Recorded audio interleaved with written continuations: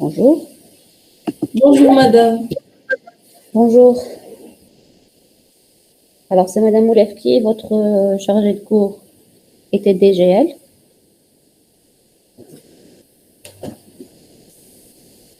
En attendant donc de nous faire les... Il n'a pas encore affiché les emplois du temps, non? D'accord, ok, très bien. Ok, donc je vais vous partager l'écran.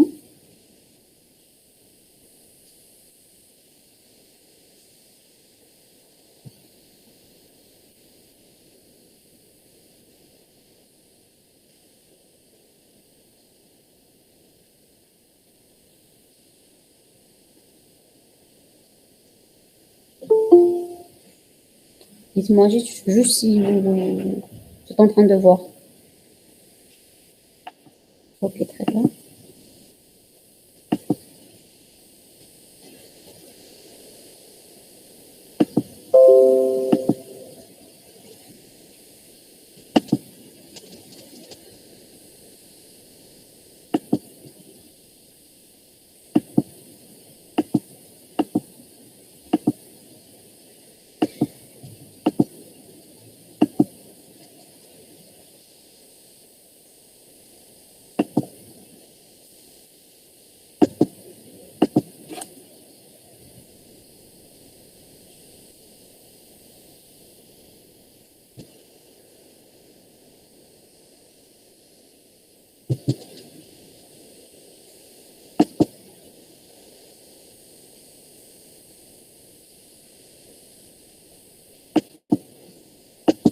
Email, c'est ça me répond ou l'écrit là au point faire. Donc, pendant ce cours, donc, on va voir les notions suivantes. Donc, premier chapitre est consacré à une introduction au génie logiciel dans lequel on va voir donc c'est quoi formellement c'est quoi un logiciel, c'est quoi le domaine du génie logiciel. Et puis dans le deuxième chapitre, nous allons voir comment analyser et définir les besoins. Les besoins, ça veut dire quoi les besoins? Les besoins exprimés par les utilisateurs pour réaliser un logiciel. D'accord? Par exemple, un avocat qui vient nous demander de réaliser un logiciel pour la gestion de son cabinet. Donc, son besoin, c'est quoi? C'est avoir un logiciel qui lui permet de gérer justement son cabinet. Et puis, chapitre 3, on va voir une introduction au langage UML. C'est un langage basé sur un ensemble de diagrammes qui vont nous permettre la conception d'un logiciel. Va nous permettre de concevoir un logiciel. Donc, les diagrammes, donc on a UML, c'est un ensemble de diagrammes. Donc, les diagrammes, donc on voit, il est basé sur 13 diagrammes. D'accord? Maintenant, il nous est impossible de justement d'étudier tous ces diagrammes. Donc, on va prendre les diagrammes essentiels qui sont donc le diagramme de catalysation qui nous permet de justement formaliser les besoins des utilisateurs. Et puis, on va voir aussi les diagrammes de classe qui vont nous permettre de réaliser la solution. Et puis, on va voir aussi les diagrammes qui vont nous permettre de réaliser la vue dynamique du logiciel. Par exemple, ici, on peut voir les diagrammes de séquence et les diagrammes d'activité. Donc, c'est le plan qu'on va suivre durant notre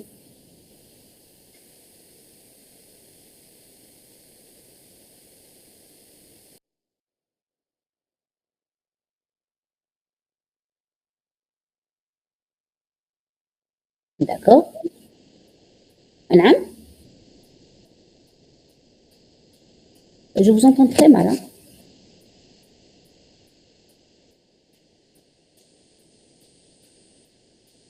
Ah bon? Je t'entends pas. Ah d'accord. Et maintenant?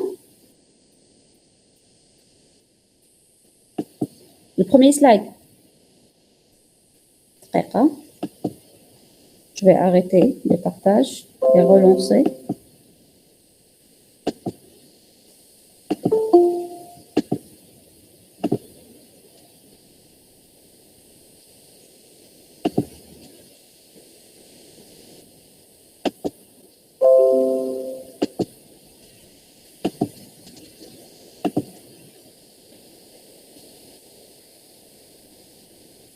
Maintenant, vous arrivez à voir? Ok. En train de voir le plan du module. Très bien. Ok, très bien. Alors, concernant le cours d'aujourd'hui, donc, il est articulé sur 7 points. Donc, premièrement, on va définir formellement c'est quoi un logiciel. On va voir les propriétés d'un logiciel, la typologie des logiciels, ça veut dire les types de logiciels existants. On va voir aussi ce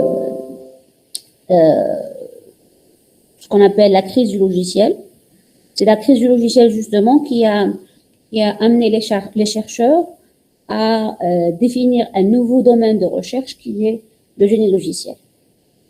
D'accord? Et puis, on va par la suite voir les principes fondamentaux du génie logiciel et on terminera le cours par un résumé. Donc, un logiciel, c'est quoi? C'est une entité informatique. Je vais essayer d'agrandir un peu.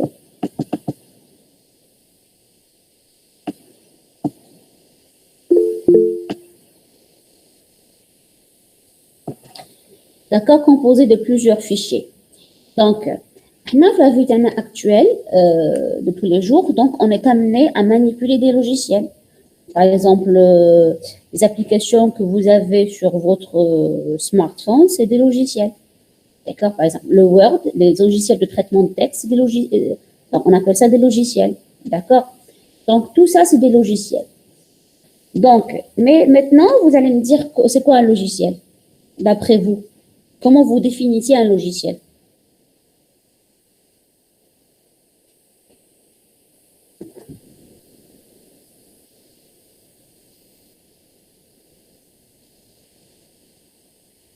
Vous m'entendez? Oui. Comment vous définissez un logiciel? C'est quoi un logiciel? Un ensemble de programmes qui peuvent exécuter certaines tâches. Hein? Ça dépend de besoin. Je vous entends mal. Un ensemble de programmes qui sont capables d'exécuter des tâches demandées par l'utilisateur. Ok, très bien. Donc, vous me dites que, selon vous, un logiciel, c'est quoi? C'est un ensemble de programmes, d'accord, qui est destiné à répondre à un besoin spécifique. C'est ça? Oui, c'est ça, oui. Ok, très bien. Donc, du point de vue de l'utilisateur, oui. Du point de vue d'un utilisateur, vous avez entièrement raison. Donc, un logiciel, c'est un ensemble de programmes. C'est une application qui va répondre à des besoins, d'accord, spécifiques. D'accord? Mais d'une manière un peu plus abstraite, donc on peut dire qu'un logiciel s'exécute sur un ordinateur et traite automatiquement de l'information. D'accord? Madame, Oui. Madame, s'il vous plaît, c'est quoi la différence entre un logiciel et une application et un site? Je fais un logiciel, une application et un site sont des logiciels. D'accord? Tout est logiciel. OK? Donc, mais, en tant qu'informaticien, en tant que producteur de logiciels, donc on ne va pas voir un logiciel comme il est vu par ses utilisateurs. Les utilisateurs, ils le voient comme étant un ensemble de programmes. D'accord? Un ensemble de programmes, ça veut dire un ensemble de lignes de code. D'accord? Mais nous, en tant que informaticien, donc, on va voir un logiciel d'une manière plus plus étudié. Un logiciel, c'est quoi? Un logiciel, c'est un ensemble de code, oui, de lignes de code, mais aussi, mais aussi un ensemble de documents permettant, par exemple, sa conception, permettant ses tests, d'accord? Oui, un logiciel, c'est un software. D'accord, c'est traduction en anglais. Ok, donc, la présentation. Vous êtes en train de voir la présentation. Donc, formellement, on peut dire qu'un logiciel, c'est quoi? C'est une entité informatique composée d'un ou plusieurs fichiers. D'accord? C'est ça un logiciel. Il est composé d'un, ça dépendra de la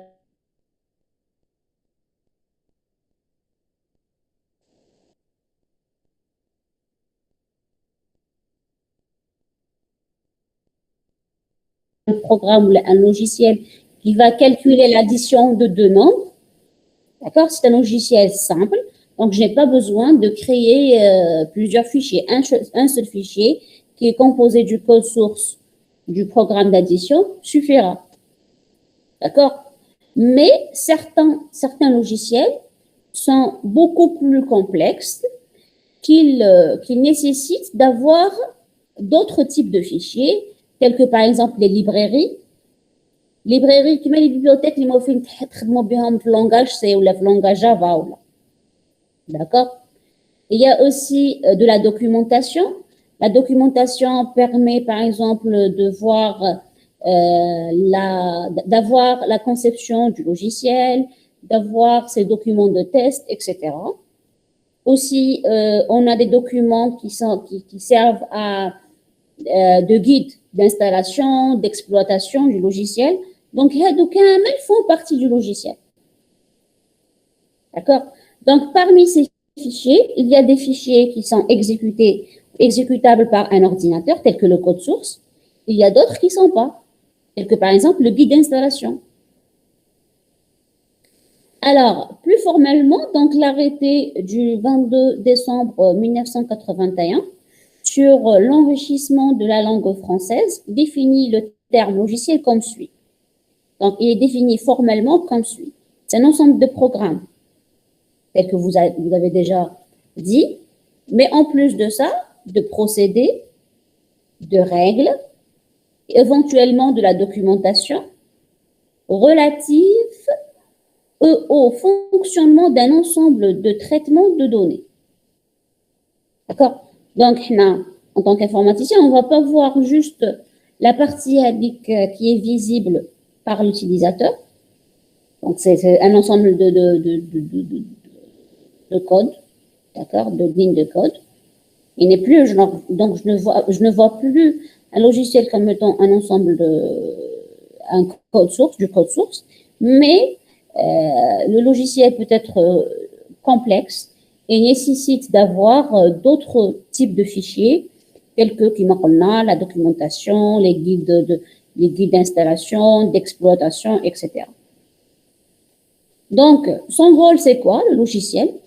Le rôle du logiciel, c'est de remplacer ou bien d'assister l'homme dans la réalisation de tâches spécifiques. De l'exemple toujours de la gestion d'un cabinet d'avocats.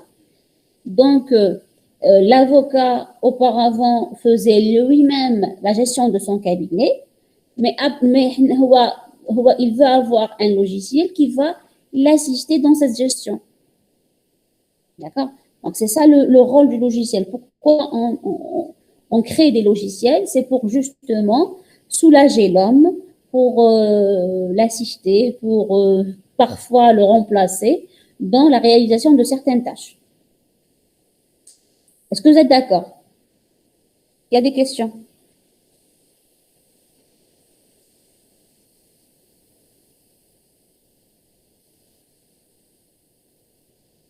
Bon, je vous vais comme un PDF, ok? Mais excusez-moi, je vous autorise d'enregistrer la séance. D'accord, donc vous pouvez enregistrer la séance et la revoir plus tard. Je vous enverrai les PDF, il n'y a pas de problème. Est-ce qu'il y a des questions? C'est ça. Alain? C'est clair, madame. Pas de questions? Ok, j'avance alors.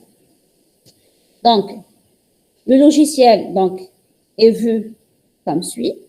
Donc, ce n'est pas uniquement un ensemble de programmes,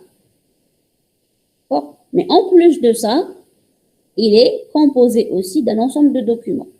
Parce que les documents CAML qui me permettent d'installer le logiciel, de savoir comment l'utiliser, d'avoir les documents de conception, les documents de maintenance, ils font partie du logiciel. C'est des parties du logiciel. Mais le logiciel est un ensemble de programmes, d'accord? Et puis, l'ensemble de documents qui est relatif au logiciel, il n'est pas considéré comme logiciel. Non, tout est partie du logiciel. D'accord? Donc, le logiciel est composé à la fois de programmes et de documents. Donc, le programme, c'est quoi? C'est le code source du logiciel. Et puis, les documents, c'est quoi? C'est des documents qui vont permettre son installation, son utilisation, son développement, sa maintenance, son évolution, etc. Madame, Alain. s'il vous plaît, par exemple, Word, on peut voir les documents. Par exemple, des photos, mais le programme, on ne le voit pas, le code source. Oui, on ne le voit pas parce que lorsque les développeurs, si. D'accord? Quand on réalise un logiciel, d'accord? On va vendre le logiciel. En général, donc, il y a des logiciels qui sont open source, on dit que c'est des logiciels open source, donc on vous donne l'accès, on vous donne le code source, on vous autorise de modifier le code source. Il y a d'autres logiciels là, ils mettent juste l'exécutable, mais ils mettent le code source. D'accord? Il y a des raisons commerciales pour ça, donc d'accord. Donc, ما يمد لك هو pour lui باش يعاود يبيع لك باش يبيع d'autres versions du logiciel. D'accord? ما راح يبيع لك ما راح يمد لك le code source. D'accord, madame, merci. Madame, نعم. pour les documents, ils ne sont pas uniquement utilisés par l'utilisateur, c'est-à-dire ils sont aussi utilisés par les développeurs aussi. Oui, ils sont aussi utilisés par les développeurs. Par exemple, il y a des documents qui sont destinés aux utilisateurs, qui par exemple le guide d'installation, le guide d'utilisation, etc. D'accord? Ou il y a des documents qui sont destinés aux développeurs, ou là aux testeurs, ou là à ceux qui vont maintenir le logiciel. Maintenir le logiciel, je m'en. Donc, le logiciel, on développe un logiciel, d'accord? On a un logiciel simple, d'accord? Un logiciel consistant. Quand on développe le logiciel, donc on est amené, donc le logiciel après son exploitation, on a toujours besoin de le faire évoluer, de le modifier. Quand on fait des erreurs, d'accord? Il faut qu'il soit corrigé. Il y a une modification des besoins de l'utilisateur. Donc, j'ai développé le logiciel. Donc, l'utilisateur avait X, Y et Z comme besoin. D'accord? Mais après l'utilisation du logiciel, après 1 an ou 2 ans, donc l'utilisateur, ses besoins ont évolué. Donc, il n'a plus besoin de X, Y et Z. Mais en plus de ça, il a besoin d'avoir une fonctionnalité, par exemple, le W. D'accord? Donc, il faut que je fasse évoluer mon logiciel. Donc, je نزيد la fonctionnalité avec W. هذيك la fonctionnalité W هذيك كيفاش نقدر نلقى وين نزيدها. D'accord? Donc, je peux ajouter cette fonctionnalité W en consultant justement les documents de maintenance et les documents de conception. Donc, il faut que je comprenne le logiciel, comment il a été conçu. Donc, après avoir compris comment il a été conçu, je saurai où intégrer cette fonctionnalité. Donc, je vais consulter en tant que développeur ou bien en tant que une personne qui va faire évoluer le logiciel. Donc, je dois consulter les documents de conception et de maintenance pour pouvoir justement faire évoluer le logiciel en intégrant de nouvelles Madame, fonctionnalités. Oui. Madame, donc ces documents, c'est pas des codes, c'est juste des guides ou c'est des mots, c'est-à-dire. Oui, c'est des documents de conception, par exemple. Par exemple, il faut le diagramme de classe. Le diagramme, d'accord. Il y a des documents de test. Par exemple, les tests qui ont été réalisés, etc. Voilà, donc c'est des connaissances, c'est des informations, c'est tout. C'est des informations, oui, c'est des informations sur la façon avec laquelle le logiciel a été développé. D'accord, merci. D'accord. Mais les documents, ils sont fournis, ils seront fournis. Hein. D'accord. Ça dépendra Ça s'appelle le droit le vendeur. D'accord. نقدر نشري un logiciel كيما شريت الوورد باغ اكزومبل كيشري الاوفيس كيشري الاوفيس ماهوش راح يمد لك لو كود سورس ماهوش راح يمد لك لي دوكيومون دو كونسيبسيون اكسيتيرا داكور دونك هو انا مادام ما عنديش لي دوكيومون دو كونسيبسيون جو بوغي با modifier هذاك je pourrais pas modifier le Word. ما نقدرش نزيد par exemple une fonctionnalité qui permet de je sais pas quoi faire avec le Word. D'accord. Parce que la personne qui m'a vendu Microsoft ne m'a pas donné justement le privilège d'avoir l'accès, le code source pour pouvoir le modifier. Madame, s'il vous plaît, Oui. pour les documents de maintenance, ils permettent de savoir le logiciel, comment il a été créé. C'est ça? Allô?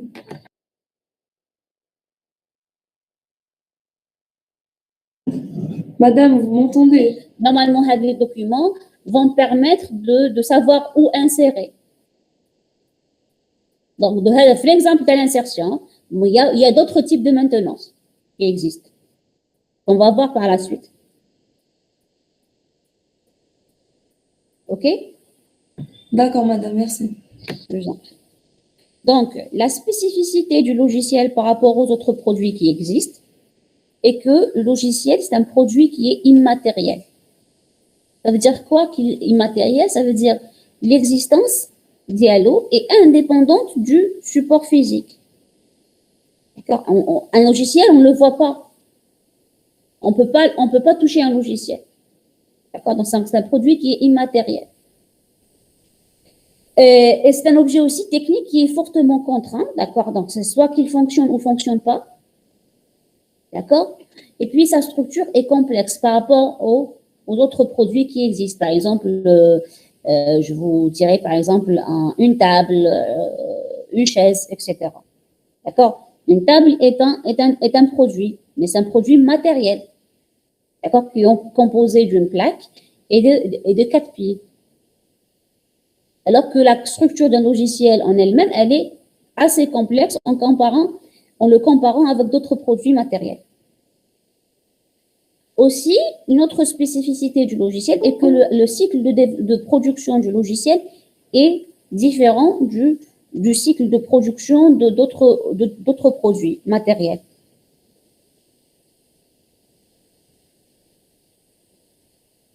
Madame, c'est quoi les produits matériels?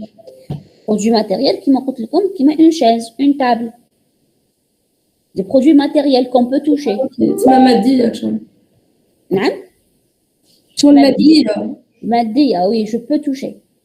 Ils sont visibles, je peux voir et je peux toucher. Par contre, un logiciel, on ne peut pas le toucher.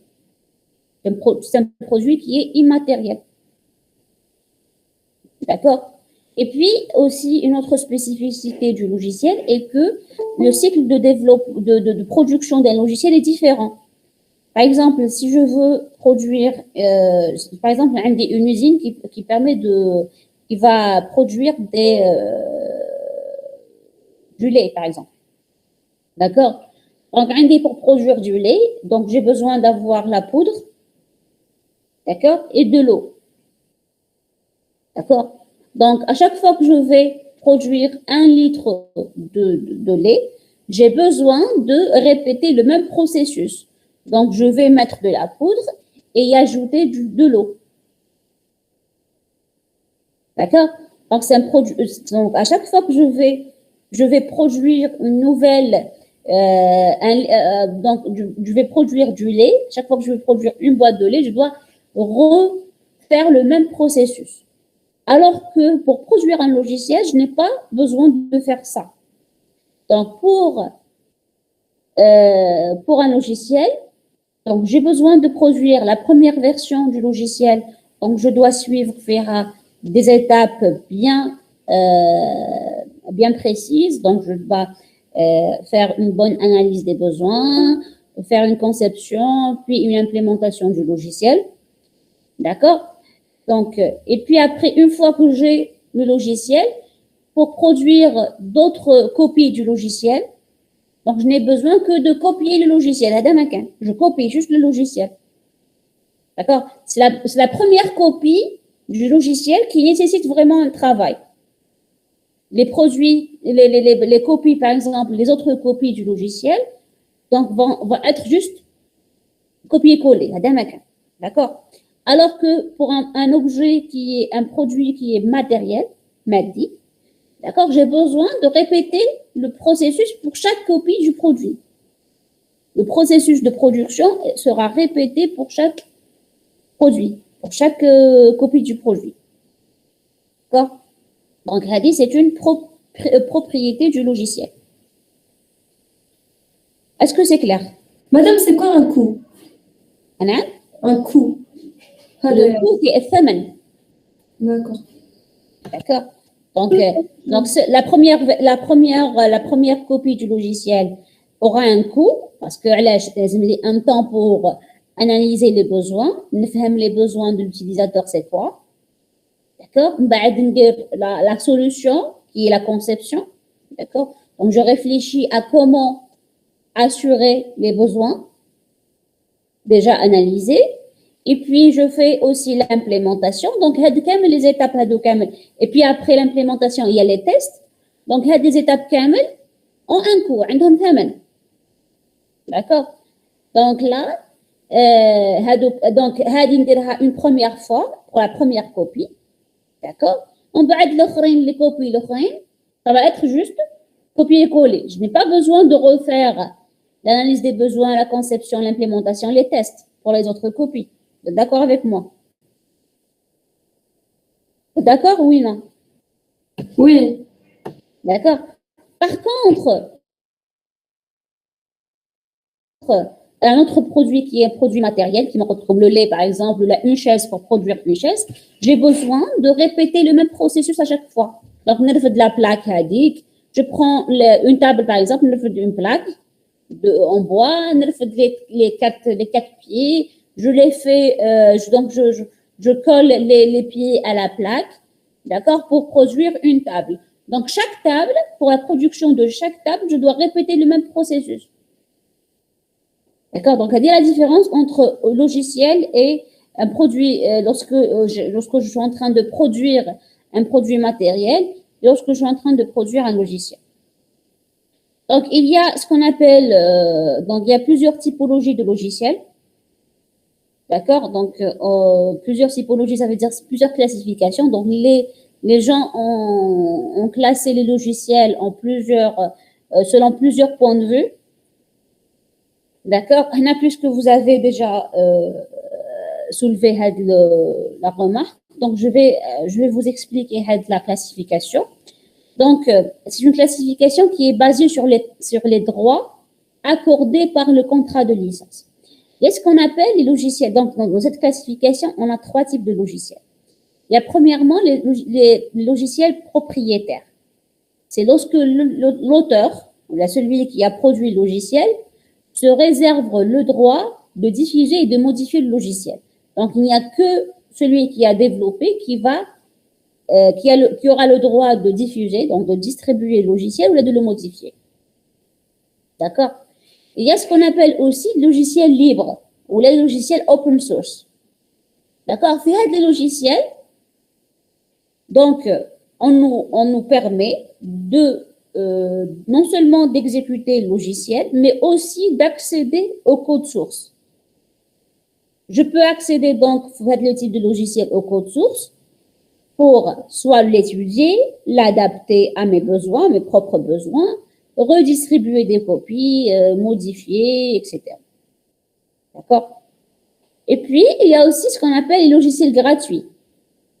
D'accord? Freeware en anglais. Donc, les logiciels sont les logiciels propriétaires, d'accord? Qui peut être distribué, copié et utilisé gratuitement, sans frais de licence. Alors que le premier, là. On n'a pas le droit de diffuser le logiciel, de modifier, etc. Est-ce que c'est clair?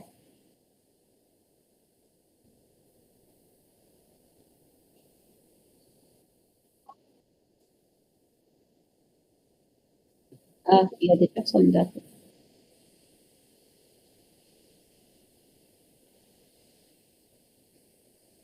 Alors, juste une petite remarque. Concernant le retard, s'il vous plaît, vous perturbez la séance. Donc, essayez de venir à l'heure, d'accord, pour ne pas avoir à chaque fois d'accepter des personnes. Alors, Voilà. oui, Est-ce que ça peut une open source propriétaire? je vous entends mal, monsieur. Est-ce que ça peut une open source prioritaire? J'ai pas entendu. Anna?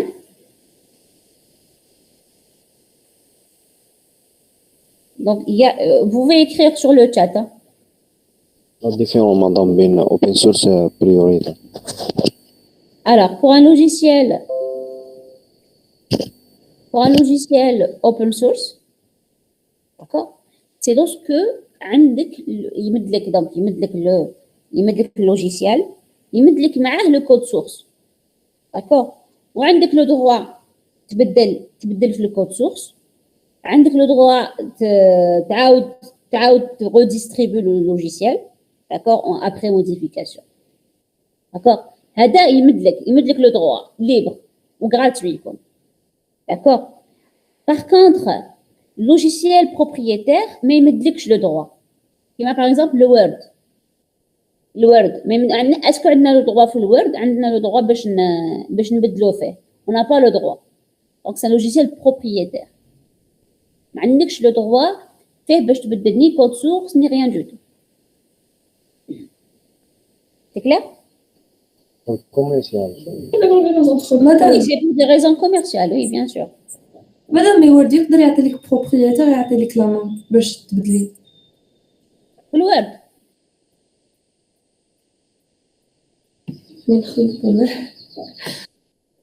Le Word. Vous êtes sûr?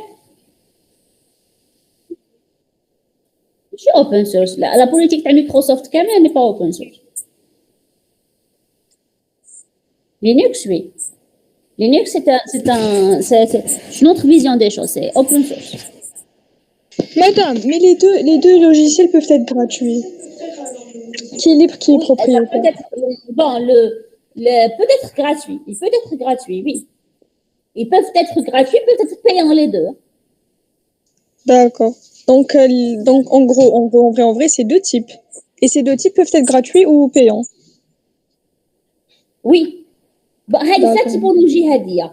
Parce qu'il y a d'autres typologies où il y a oui, payant ou gratuit et payant. Oui, D'accord. Dans la classification hadia, on classifie selon les droits d'accès. D'accord, merci. D'accord. Ok. Donc maintenant, c'est bon, c'est clair? Il n'y a pas de questions sur cette partie?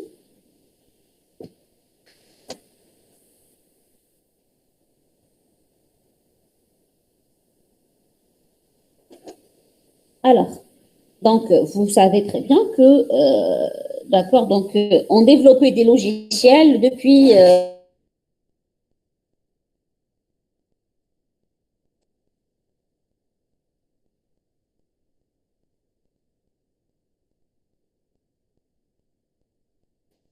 نعم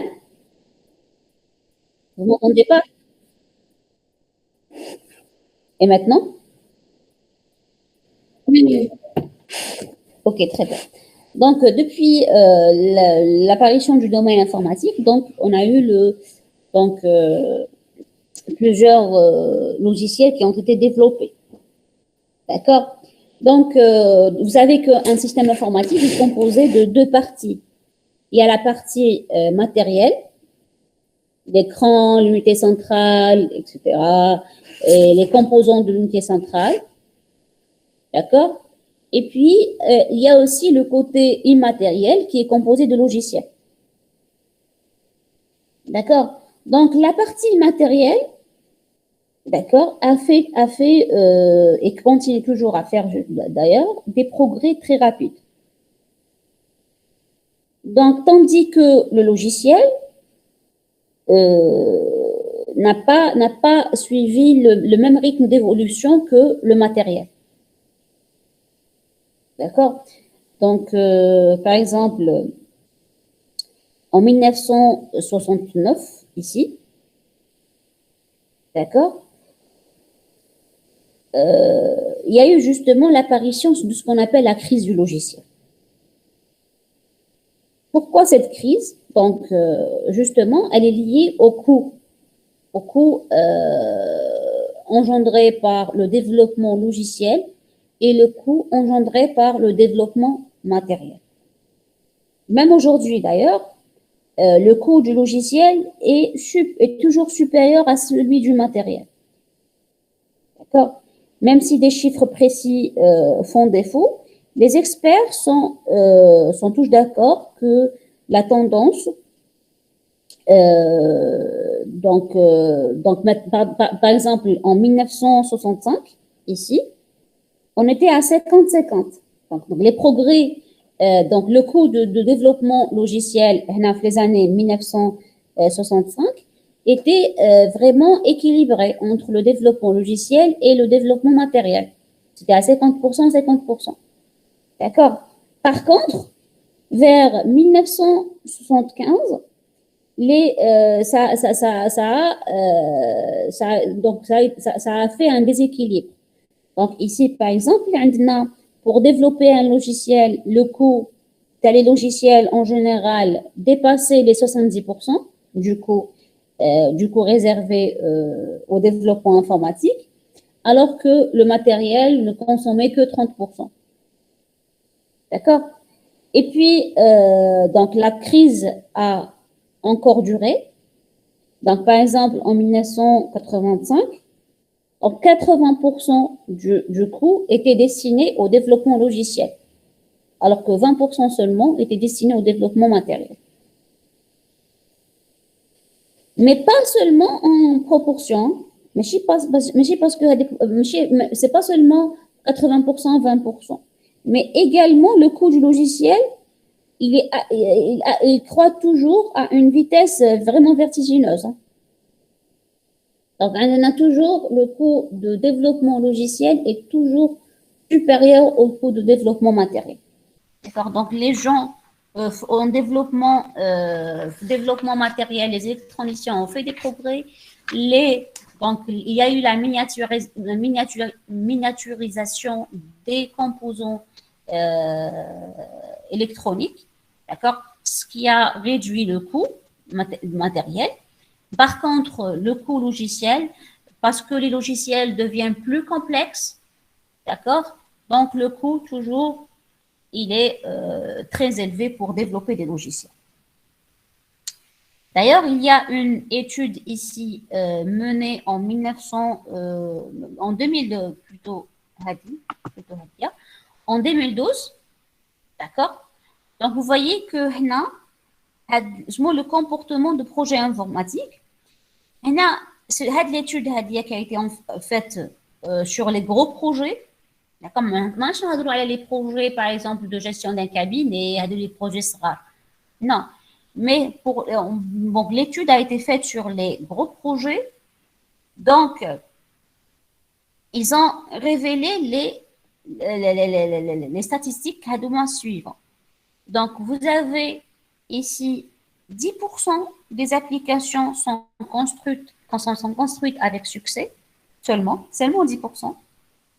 52% des projets aboutissent mais posent des problèmes, tels que par exemple diminution des fonctionnalités fixées au départ, non-respect des délais, d'accord, ou bien augmentation des coûts. Bon, vous voyez, c'est vraiment énorme, hein, c'est 52%. 52% des logiciels, je parle en 2012, hein, c'est récent. Donc, 52% des logiciels, soit qu'ils ne répondaient pas exactement aux besoins, soit qu'ils ont dépassé les délais et des coûts fixés dès le départ. Et puis, 38% des projets ont été abandonnés. Vous voyez, tout ça, c'est de l'argent. Tout ça, c'est de l'argent. Donc, lorsqu'on lance un projet, donc on doit lui dédier un budget, du temps, etc. Et là, vous voyez qu'il y a vraiment une grande perte. D'accord? Donc, chaque année, il y a plusieurs milliards de dollars qui sont perdus dans l'industrie du logiciel. Vous voyez que là, les gens, justement, ont dit que c'est une vraie crise. Alors, c'est une crise du logiciel. Donc, le coût de développement d'un logiciel est difficile, voire impossible à prévoir. Et le délai de livraison n'est que rarement respecté. D'accord? Donc, la crise du logiciel en 1968. D'accord? Donc, les gens ont réalisé on est en train de développer deux volets différents du domaine de l'informatique. Le volet matériel qui est pris en charge par les électroniciens. Donc, il y a eu du progrès, donc il y a eu la miniaturisation, il y a eu une baisse de coût matériel. Mais par contre, côté logiciel, il y a eu par contre une augmentation du coût. D'accord? Parce que les logiciels deviennent de plus en plus complexes. D'accord? Donc, souvent, on ne respecte pas les délais. On ne respecte pas les objectifs. On ne satisfait pas les besoins. On dépasse le budget. D'accord? Souvent, la qualité du logiciel livré n'est pas vraiment satisfaisante. Souvent aussi, la maintenance du logiciel est difficile. Pourquoi la maintenance du logiciel devient difficile? C'est lorsque le logiciel n'est pas conçu d'une manière scientifique. معناها par exemple, il y a un avocat et il va vous dire je veux avoir un logiciel qui me permet de gérer mon cabinet. Ah, vous allez me dire, c'est un logiciel simple. Donc, je vais me lancer directement dans l'implémentation. Donc, ما نروحش نشوف وش كاين. نعم. Oui, justement, mais qu'est-ce qu'une conception? J'étudie pas le logiciel. نقول سهل, c'est bon, سهل, نروح. Non, je me lance directement dans l'implémentation sans passer par la conception. Et là, c'est soit que نتبحر في l'implémentation, soit on une implémentation, mon logiciel يمشي, mais après, pour pouvoir le maintenir, ça va être difficile. Par exemple, je veux ajouter une nouvelle fonctionnalité, ça ne sera pas évident. Pourquoi? Parce que le logiciel, on dirait le code source.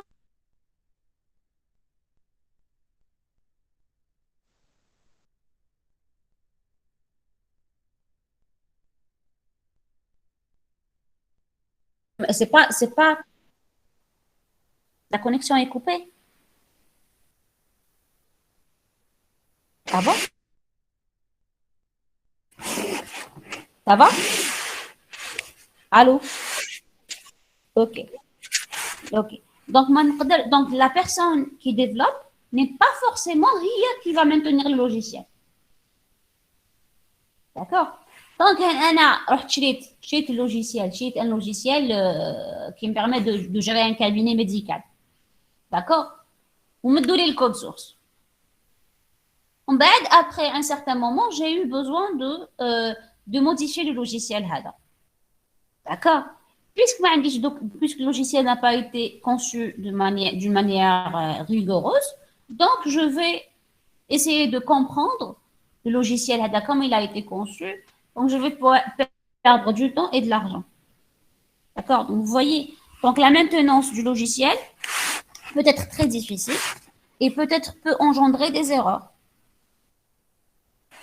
Et aussi, un autre symptôme de la crise du logiciel est qu'il est rare qu'on puisse réutiliser un logiciel existant ou un de ses composants pour confectionner un nouveau logiciel.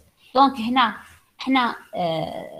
y a justement le concept qui est très utilisé en génie logiciel, qui est le concept de la réutilisation. J'ai un composant qui existe et qui marche. Je n'ai pas besoin de le réinventer. D'accord? Il est déjà existant. Par exemple, j'ai besoin d'avoir dans mon logiciel, j'ai besoin d'avoir une calculatrice. D'accord? Je sais que le composant de la calculatrice a été développé. A été déjà développé. J'ai besoin d'une calculatrice simple ou une calculatrice scientifique. Donc là, le composant existe déjà. Donc, pourquoi perdre du temps et essayer de recréer le composant? Pourquoi faire ça? D'accord? C'est une perte de temps. Donc, je peux importer directement le composant et l'intégrer dans mon logiciel. D'accord? Donc là, je vais gagner à la fois de l'argent et du temps. D'accord? Mais le composant que je dois intégrer, il faut qu'il soit conçu d'une manière qui permet justement son intégration. D'accord? Donc là, justement, un autre symptôme de la crise du logiciel est que les composants Hadoop sont rarement réutilisables. Parce que les gens qui ont développé le logiciel n'ont pas pensé justement à ce concept de... Est-ce que c'est clair? C'est clair? Des questions? Oui, madame. Ok. Donc, la crise du logiciel, donc, s'est manifestée à travers quelques bugs. Par exemple, le bug qui a été le plus célèbre, qui est le bug de l'an 2000. تعرفوه le bug de l'an 2000?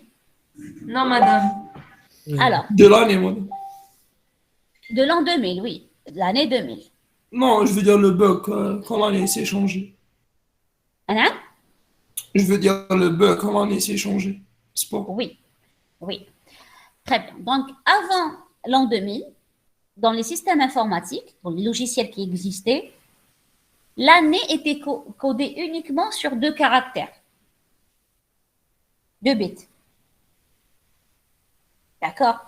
Par exemple, pour exprimer l'année 1967, on écrivait uniquement 67. D'accord? Quand il y a 1900 هذيك.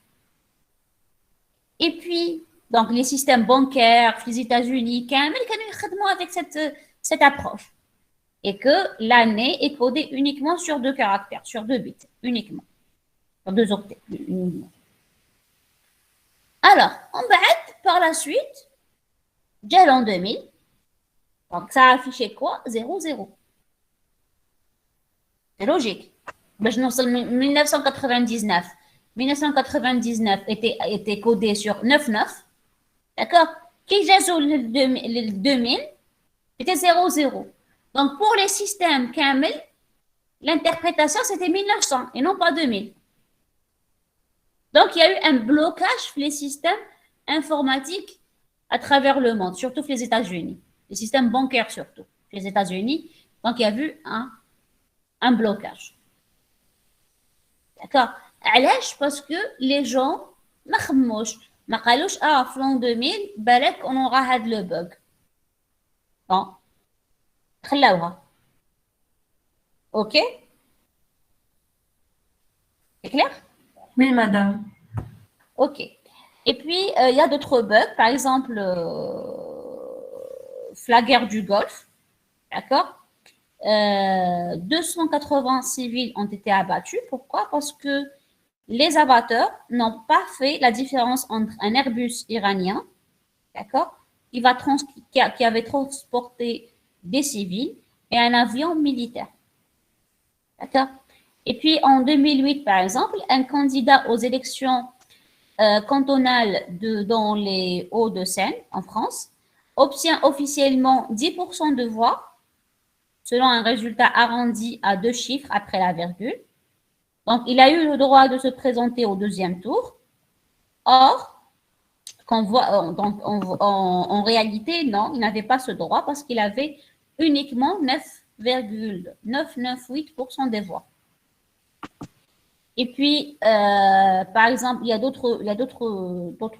plusieurs autres bugs. Par exemple, échec de la sonde Marinée vers Vénus, d'accord, dans les années 71, qui a été perdue dans l'espace. Pourquoi? Parce qu'il y a eu un passage à 5 millions de kilomètres de la planète au lieu de 5 000 seulement. Pourquoi? Parce qu'il y avait la cause, c'était quoi? Le remplacement d'une virgule par un point.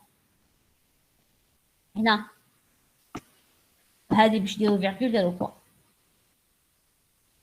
qui a causé la perte de la sonde. Et puis aussi, il y a l'échec du lancement d'Ariane 5 qui a explosé en vol. Donc là, le système informatique conçu pour Ariane 4 n'a pas été convenablement réadapté. Donc, Ariane 4 marchait très bien.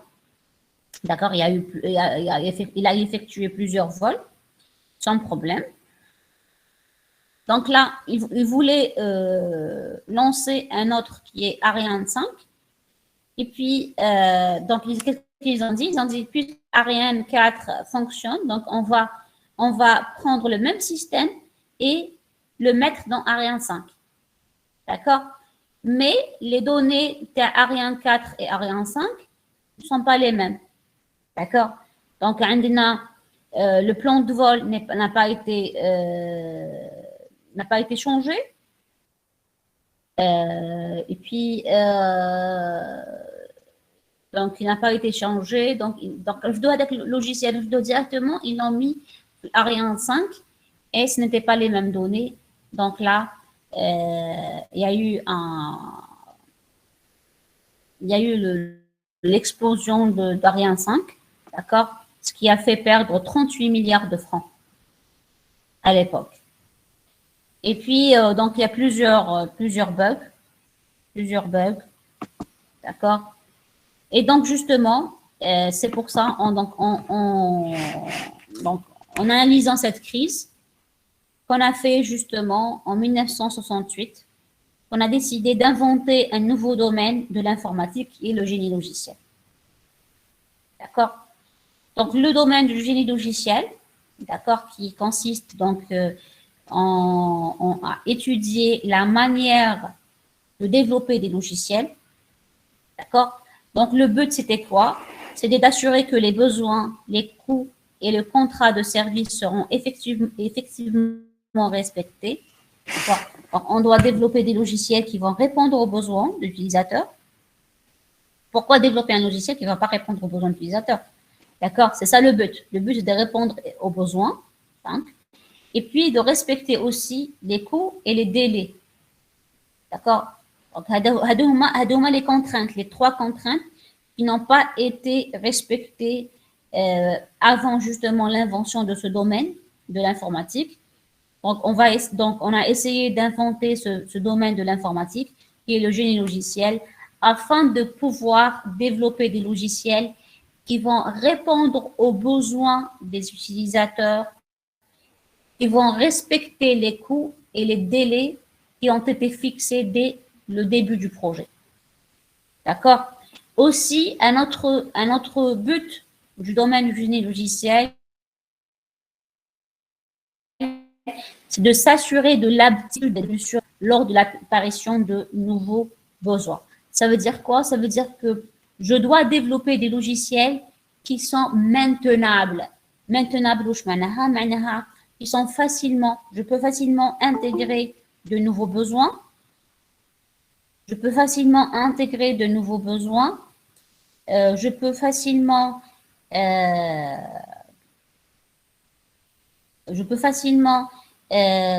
adapter le logiciel à un nouvel environnement. Par exemple, le logiciel, je l'ai développé pour Windows. Je veux le développer sous Linux. Par exemple, il est facile de le faire tourner sous Linux. D'accord? J'ai eu une évolution dans les besoins. Je peux facilement intégrer de nouvelles fonctionnalités. D'accord? Donc, HADA, c'est un autre but du génie logiciel. Un bug, c'est quoi? C'est un problème. C'est ça un bug, un problème, un blocage logiciel. D'accord? Donc, maintenant, on va définir le domaine du génie logiciel.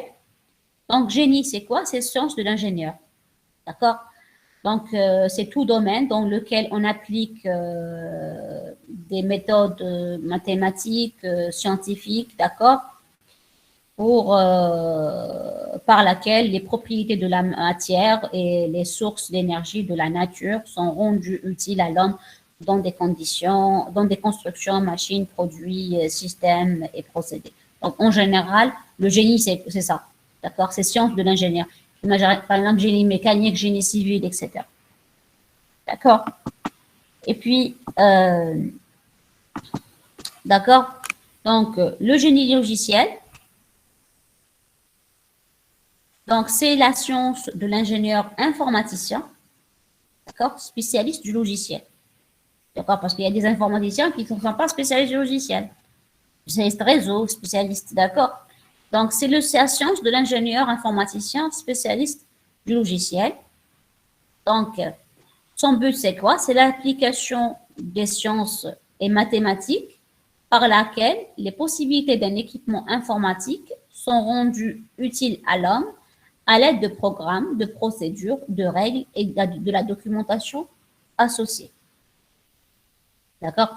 Donc, on doit appliquer des sciences, des mathématiques, des méthodes formelles, d'accord? D'accord, afin de justement de rendre l'équipement informatique utile à l'homme. À travers quoi? À travers des programmes, des procédés, des règles, de la documentation, etc. Donc, c'est le domaine du génie logiciel. Il y a plusieurs définitions que vous allez voir dans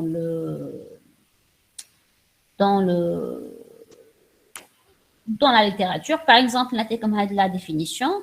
Donc, c'est un ensemble des activités de conception. Ce n'est pas uniquement des activités d'implémentation, mais aussi de conception et de mise en œuvre des produits et des procédures tendant à rationaliser la production du logiciel et son suivi. D'accord? La définition que je m'en le génie logiciel, c'est quoi? C'est un ensemble d'activités. D'accord? Ce n'est pas une seule activité qui va me permettre de produire un logiciel, mais je dois mener plusieurs activités. Allant de la conception, d'accord? La conception, je m'en voir comment réaliser le logiciel, comment répondre aux besoins. Et de la mise en œuvre, ça veut dire l'implémentation du logiciel, du produit logiciel, d'accord? Et des procédures, d'accord? Les procédures qui vont nous permettre de rationaliser. Je réalise le produit logiciel de manière rationnelle, de manière réfléchie, d'accord? Et de son suivi. Son suivi, même après, donc je dois faire le suivi du développement et faire le suivi aussi de la maintenance. Après livraison du logiciel, durant son exploitation, premièrement, ma quinche logiciel m'a fait des erreurs. Donc, à chaque fois que je vais détecter des erreurs, il faut les corriger. S'il y a des évolutions dans les besoins, je dois les suivre. S'il y a des adaptations à faire, je dois les faire. D'accord? Donc, l'ensemble d'activités كامل يدخل في le domaine du génie logiciel. OK? Donc, la mission du domaine du génie logiciel, c'est quoi? C'est d'étudier l'ensemble. Donc, il va proposer un ensemble, le domaine du génie logiciel. Donc, on va proposer un ensemble de méthodes et de techniques qu'il faut réunir pour spécifier, construire, distribuer et maintenir des logiciels. D'accord? Donc, ce domaine-là, donc هنا ما نروحش ماشي كيما كانوا على الأول كانوا bon عندهم un problème, d'accord? Ils se lançaient directement في l'implémentation. ما يديروش des études, ما كانوش يديروا des études. Alors كي جا دوكا le domaine du génie logiciel, واش ولينا نديرو؟ D'accord? ولينا on fait les choses de manière plus scientifique, plus étudiée. Donc, on va utiliser des méthodes et des techniques, d'accord, pour spécifier, pour construire, pour distribuer et pour maintenir des logiciels. وهذا كامل علاش نديروه؟ C'est pour avoir des logiciels sûrs. Sûrs, ça veut dire qu'ils réagissent de façon déterministe à toutes les sollicitations qui correspondent à sa mission. D'accord? Je معناها sûr معناها يمد لي les résultats attendus. D'accord? ماشي نقول له انا 5 plus 2 هو يقول لي 9. D'accord? Donc il faut qu'il me donne les résultats attendus, des résultats corrects. Donc aussi le but aussi, pourquoi j'utilise les méthodes كامل les techniques, pour avoir aussi des logiciels conviviaux, des logiciels qui sont adaptés aux utilisateurs. D'accord? Il y a par exemple un logiciel qui est destiné à des enfants. D'accord? مانيش راح ندير فيه par exemple des équations mathématiques qui sont complexes. D'accord? Donc, je dois prendre en considération l'utilisateur qui est ciblé. D'accord? Une autre mission du génie logiciel, c'est de produire des logiciels qui soient évolutifs. Ça veut dire qu'ils vont s'adapter facilement aux nouveaux besoins. Aussi, un autre but, c'est de développer des logiciels qui soient économiques. Lorsque je développe un logiciel, je dois étudier et réaliser l'optimum entre le service rendu et le coût de développement et de la maintenance. D'accord? Par exemple, l'utilisateur veut avoir dans un logiciel des fonctionnalités A, B, C et D. D'accord? Ou il y a un budget, par exemple, X. D'accord? On va essayer de voir est-ce que les fonctionnalités A, B, C et D sont réalisables avec le budget avec X. Si oui, ok. Sinon, on va fixer des priorités entre les fonctionnalités. Je ne peux pas, avec le budget que tu as donné, je ne peux pas réaliser les 4 fonctionnalités. Je vais réaliser 3 ou la 2. D'accord? Donc, il faut essayer d'avoir justement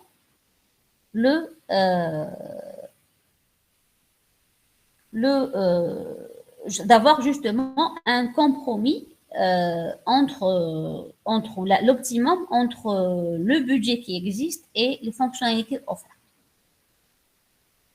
Alors, pour le développement logiciel, pour avoir un bon logiciel, donc il faut justement il faut adopter beaucoup de rigueur. D'accord? Il faut être très rigoureux. Mais je parce que dans le logiciel est simple, donc je me lance directement pour l'implémentation, c'est faux. D'accord? Pourquoi c'est faux? Parce que en tant que développeur, vous allez avoir des problèmes par la suite. Parce que le code, la partie tel code qui concerne la fonctionnalité X ou Y. D'accord? En plus de ça, le logiciel, euh, il est amené à subir des évolutions. D'accord? Donc, donc, pour justement faciliter cette évolution, donc le logiciel soit structuré de manière scientifique, de manière étudiée. D'accord? Donc, un logiciel, pour qu'il soit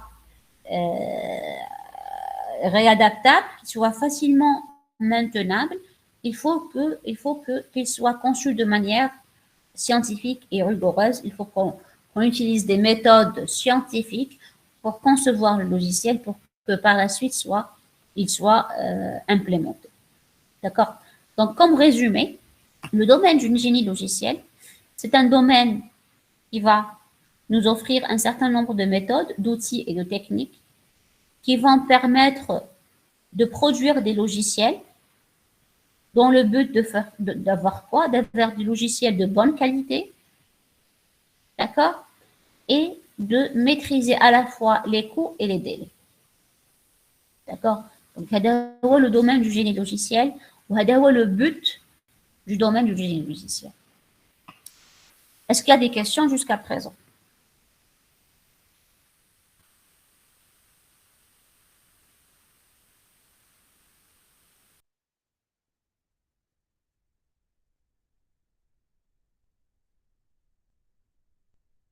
Je vous ai demandé de le faire.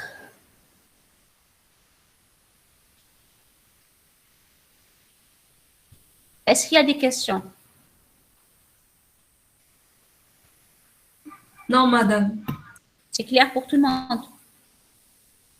Vous pouvez m'écrire dans le chat hein, si vous avez des questions.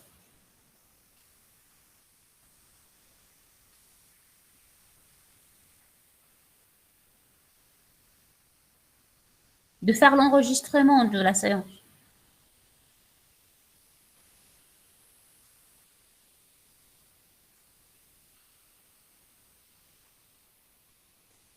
Ok.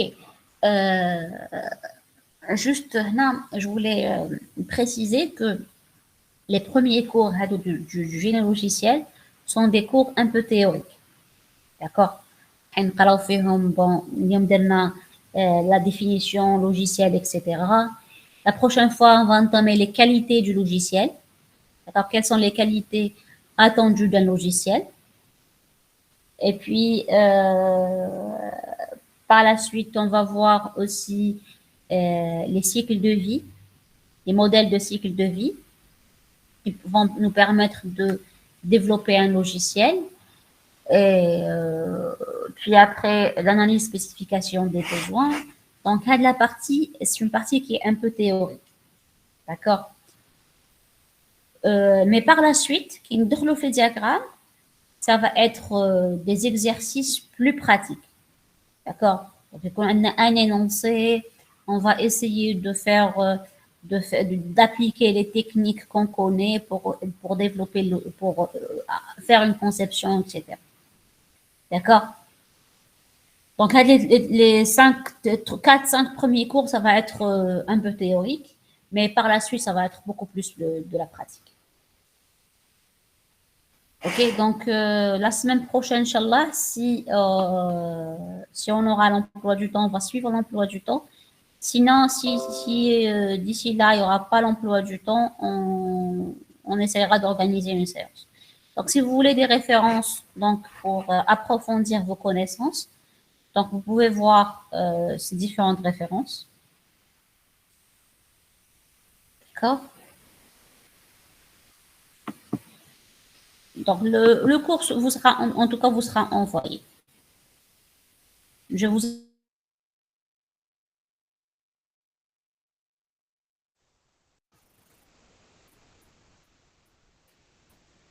depuis quand?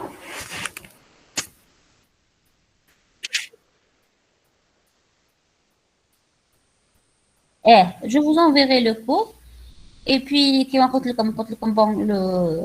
donc, si on aura l'emploi du temps, la semaine prochaine, on va le suivre. Sinon, on fixera une séance pour faire le cours. OK? Est-ce qu'il y a des questions? Est-ce qu'il y a eu des problèmes pendant ce cours? Est-ce qu'il y a quelque chose que vous n'avez pas comprise?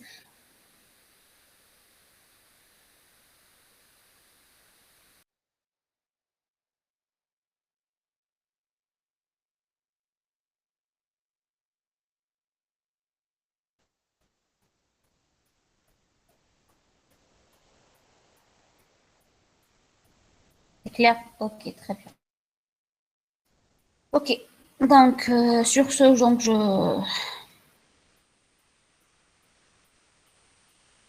donc je vous laisse et à la prochaine fois, Inch'Allah.